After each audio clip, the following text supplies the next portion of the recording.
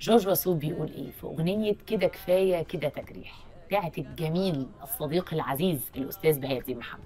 بيقول في واحده من الكوبليهات: خلاص حزنه قفل حضنه وعمره في يوم ما هيضحي. شوف انت بقى ممكن تفضل تسترس على السين مع الشخص الطيب ومع الشخص المعطاء ومع الشخص اللي محسسك انه امان وان الدنيا هيفضل طول الوقت بتضرب فيه وتلاقيه بيقف صلب كده وبيقول لك كمان اكيد ده مش سلوك جميل من الشخص الطيب. هو يا عيني بيعمل ده لحيثيات كتير والمشاكل والخوف من ان الناس تسيبه ومشاكله كتير جدا. بس هل يعقل ان الانسان ده لو كان في حياتنا لما نحس كده نوع عطائه المبالغ فيه نحترمه بقى؟ يعني نكمل معاه ونكون قد عطائه المبالغ فيه، ان ننسحب بهدوء وما يتعبوش اكتر ما هو اصلا مرهق مع حياته اللي فيها عطاء بشكل مبالغ فيه وكتير اتخزن من ناس كتير. ما تجيش انت تزود عطين بله. فبصراحه بحس دايما ان دي من اجمل المعاني اللي اتقالت في كلمات اغنيه، فكره ان الحزن بيقفل الحضن. خلاص الحزن قفل الحضن، انت من كتر ما تعبت الشخص ده هو ما بقاش قادر خالص انه يضحي تاني او انه يفتح لك مجال لاستقبالك مره تانيه. وده من ايه؟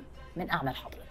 فلو الكلام ده دلوقتي حسيت ان هو كده شبيه لقصتك، ده يبقى شيء كويس جدا انك تتاكد انك مش غلط وان في ناس كتير ومنهم جورج وسوف عبروا عن معاناتك دي. ولو حسيت ان الكلام ده كله هتديه كده لحد او تبعته له تقول له ان هو كمان يقفل مساحه استقبال الناس الاشرار في حياته اللي تعبوه وجعوا قلبه، يا ريت جدا تبعت له الفيديو ده.